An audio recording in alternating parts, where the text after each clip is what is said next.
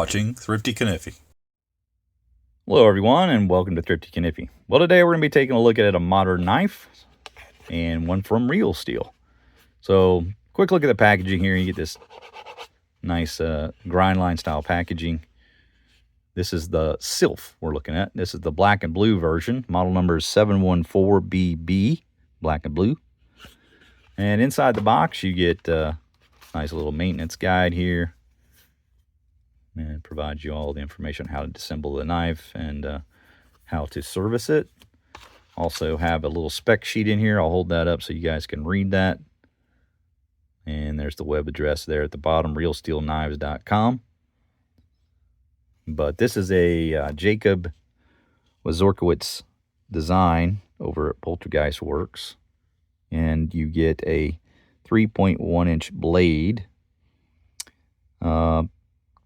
Close length is 3.94 inches, but I would measure this to be a little bit longer than that. It's a little bit off. Nitro-V steel on this one, stainless handle, which we'll talk quite a bit about because it's a little unusual. And the weight they've got is 3.35 ounces. I think it's actually a little lighter than that. Dual thumb stud with the liner lock. And again, Poltergeist designs. You also get a nice cleaning cloth with it. This is some of my favorite cleaning cloths. These work really well. And you've got the little Real Steel logo on here. There you go. So it makes for a nice little package. But let's take a look at the knife. What do we got here? Well, we've got integral design. Let's go ahead and open this up so we can take a look at the internals here. But you have basically two folded pieces of steel here. And the frame is essentially the liner lock, so it's an integral design. You can see the lock up there is spot on there. I think that's pretty much perfect for what you're looking for. Doesn't go too far in and not too far out. Of course, with the lefty, I push out to close it. You guys will, right-handed people will do the opposite, but you can see the action on that is very, very easy to deploy, and then you just sort of drop that down. Not bad at all. So good action. It does ride on bearings. You get some T8 pivot screw here, and it has a notch in it, so it is easy to remove if you need to do the maintenance. I always kind of get annoyed with the type of pivot that can just rotate endlessly inside. You also have T6 hardware holding that on, and then there's a little hole, as we can see on the opposite side, where a little tab goes in to hold it in place. But the clip is reversible, so you can put it on either side. And you just remove that one main screw and then put that screw on the opposite side.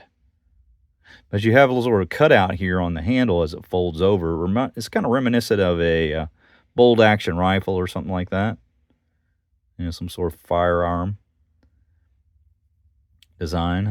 I kind of was concerned whether that would be kind of uncomfortable in the hand, but with that curved shape here, it's not too bad. A little bit reminiscent of some of the older traditional designs, say like a Black Cat, right? Or you know, sort of like a Duke or something like that. Very primitive style, you know, single fold over. But now we've got this in a modern knife, right?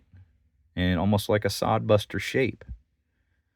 You can see the little recess there makes it easier to access the thumb stud, which I have no difficulty deploying just with the normal thumb flick.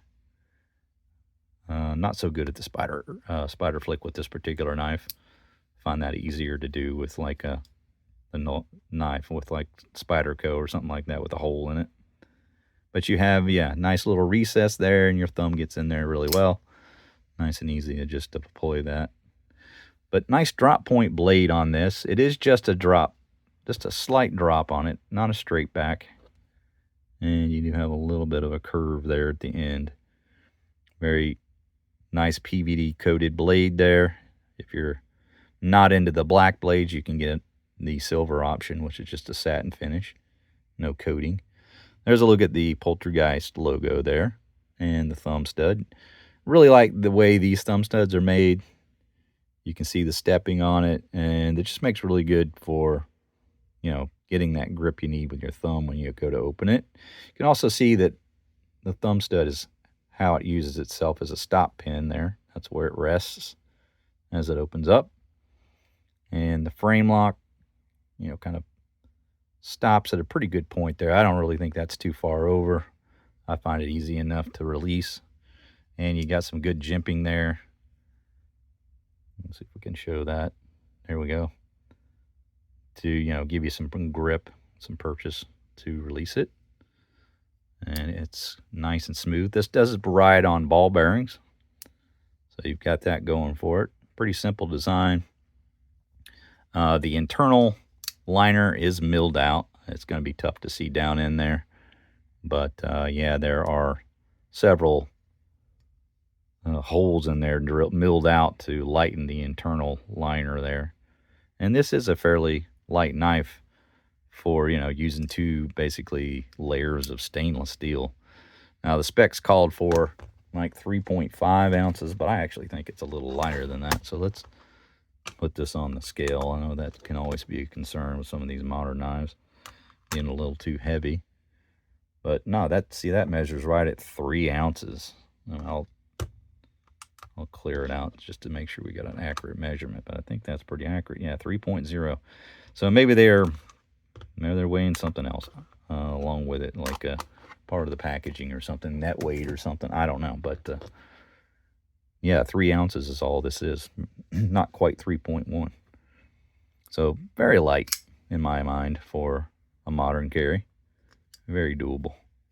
You can see that is rather drop shut. The little shake is all it requires.